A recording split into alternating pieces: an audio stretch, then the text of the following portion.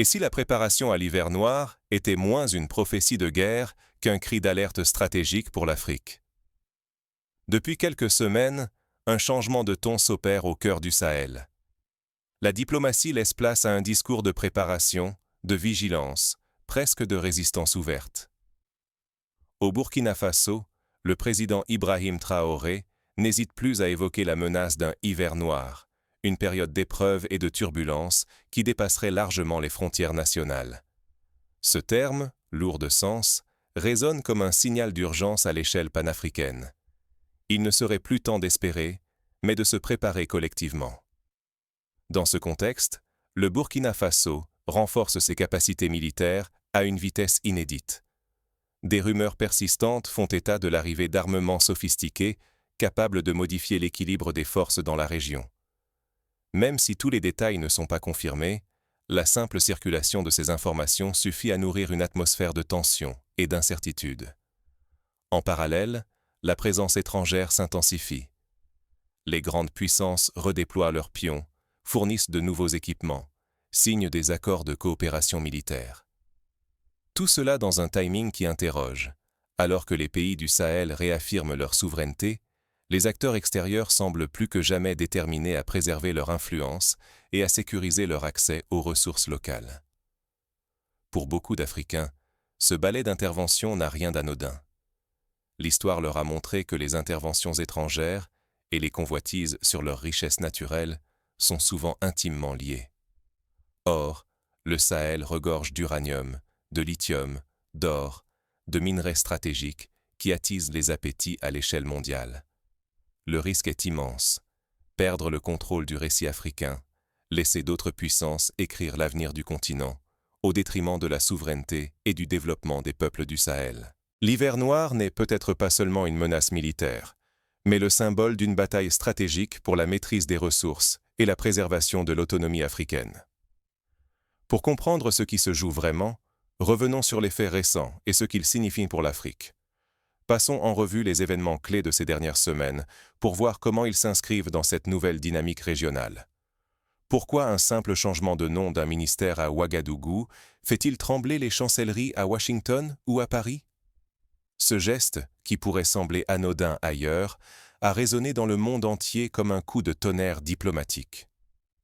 Le ministère burkinabé de la Défense vient d'être rebaptisé Ministère de la Guerre et de la Défense patriotique. Et ce choix n'a rien d'innocent. Ce mot « guerre » marque une rupture.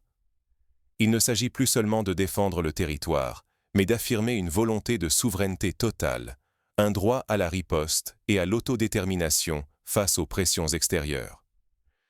Ce signal symbolique envoie un message clair. La posture défensive laisse place à une stratégie offensive d'émancipation nationale. Pour de nombreux Burkinabés, ce changement est le reflet d'une prise de conscience collective, celle d'un impératif de vigilance et d'unité. Mais cette mutation s'accompagne de faits très concrets. Selon plusieurs sources, le Burkina Faso aurait récemment acquis des systèmes militaires avancés, capables de bouleverser l'équilibre des forces dans la région. Même si les détails restent à vérifier, ces rumeurs suffisent à nourrir la crainte et la spéculation dans les capitales occidentales, toujours promptes à surveiller chaque mouvement de réarmement sur le continent. Dans le même temps, d'autres puissances ne restent pas inactives.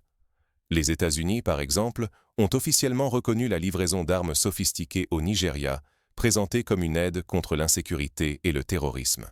Mais pour beaucoup d'Africains, ces annonces s'inscrivent dans une logique d'influence, de contrôle et d'alignement stratégique, surtout lorsque ces livraisons se concentrent autour des zones riches en ressources naturelles. La vérité, c'est que la région du Sahel devient plus que jamais un échiquier géopolitique où chaque alliance, chaque contrat d'armement, chaque mot choisi compte. Les alliances stratégiques se multiplient à une vitesse inédite, et chaque gouvernement tente de renforcer sa position dans un contexte d'incertitude et de compétition féroce. Les signaux faibles s'accumulent, mais si les Africains ne savent pas les interpréter, ils risquent de perdre l'initiative dans la gestion de leur propre crise. Ce qui se joue, ce n'est pas seulement une question de sémantique ou de symbole, mais la capacité pour les sociétés africaines à maîtriser leur destin, à éviter les pièges du passé et à préparer une riposte collective face aux ingérences extérieures. Mais derrière ce nouvel activisme diplomatique et militaire, un enjeu encore plus fondamental attire les convoitises. La ruée sur les ressources stratégiques du Sahel, véritable clé de voûte de cette lutte pour la souveraineté. Derrière chaque zone de conflit en Afrique, une carte invisible des ressources se dessine. Les points chauds ne sont pas le fruit du hasard. Ils suivent la géographie de l'uranium au Niger, de l'or au Burkina Faso, du lithium au Mali. Ces matières premières ne sont pas seulement précieuses, elles sont vitales pour l'économie mondiale, l'industrie et la transition énergétique. Dans chaque crise, on retrouve un schéma. Là où les ressources abondent, l'instabilité prospère. Ce n'est pas nouveau. De la Libye à la République démocratique du Congo, du Mozambique au Soudan, l'histoire africaine se lit aussi comme une chronique d'appétits étrangers. Chacune de ces nations, riches sous leur sol, porte la trace de l'ingérence et de l'intervention, souvent au nom de la stabilité ou du maintien de la paix. Mais derrière les discours officiels, la lutte contre le terrorisme sert fréquemment de paravent. Le vocabulaire humanitaire ou sécuritaire camoufle la volonté de contrôler le sous-sol africain. Sous prétexte de combattre des groupes armés, les bases militaires étrangères se multiplient, les accords sécuritaires se signent à huis clos et les flux d'armes convergent vers les régions stratégiques. Sur le terrain, ce sont non seulement des groupes armés locaux qui s'affrontent, mais aussi des combattants venus d'ailleurs.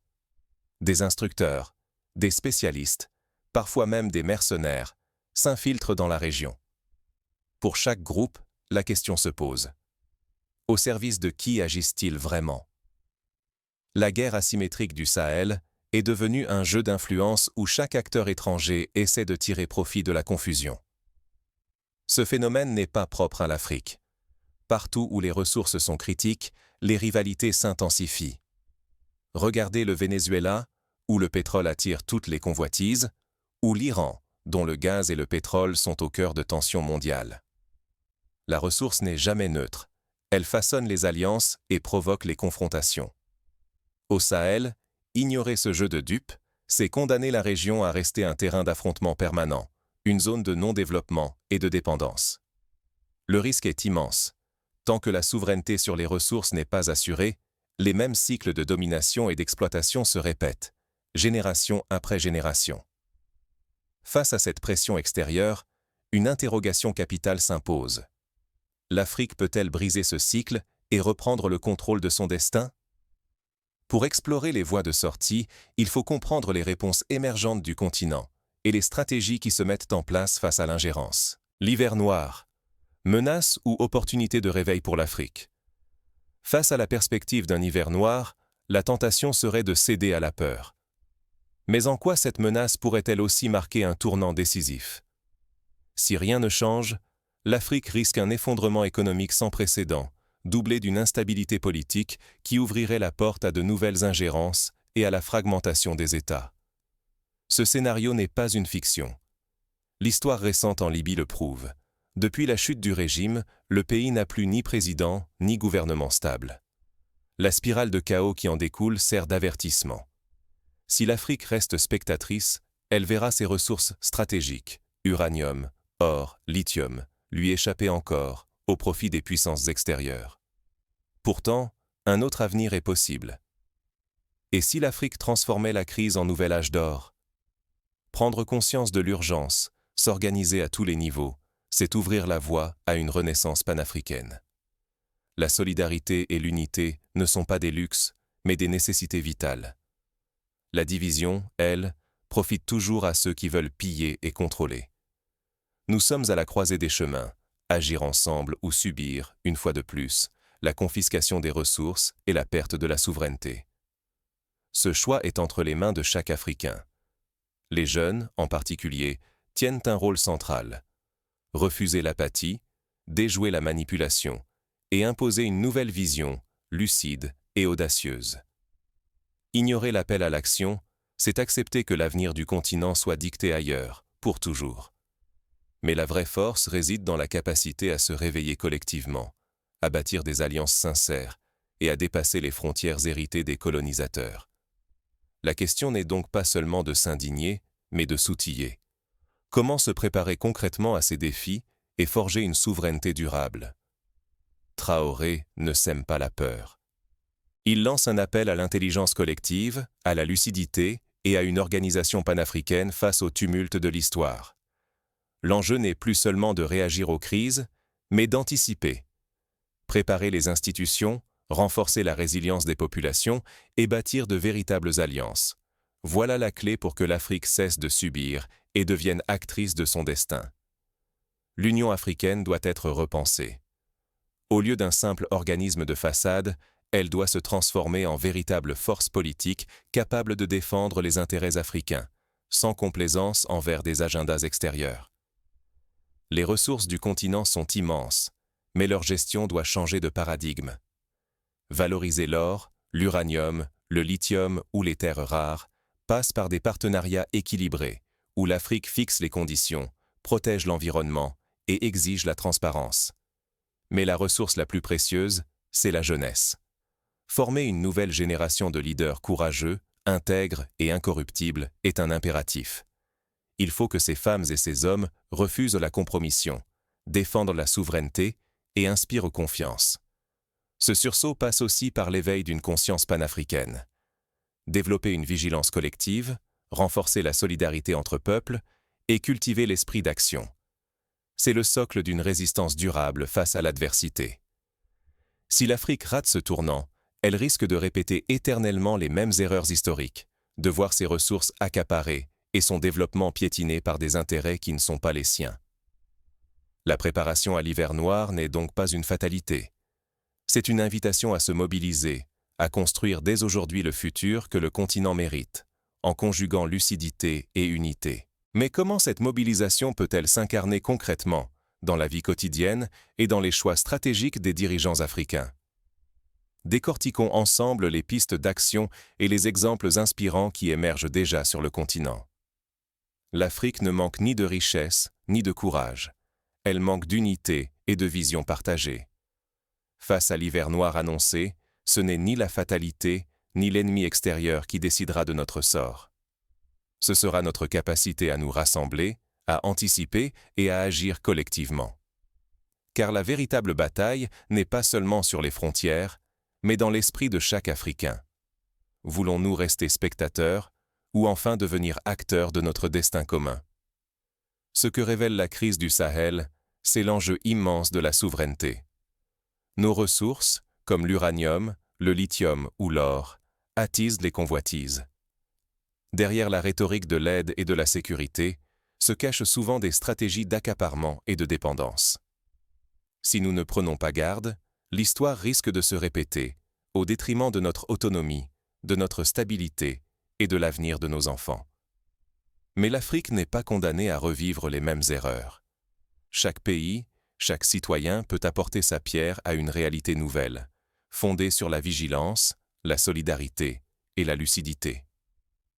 La montée en puissance des pays sahéliens n'est pas seulement une question militaire, c'est le signe d'un réveil, d'une reconquête de la dignité et d'un appel à l'unité panafricaine.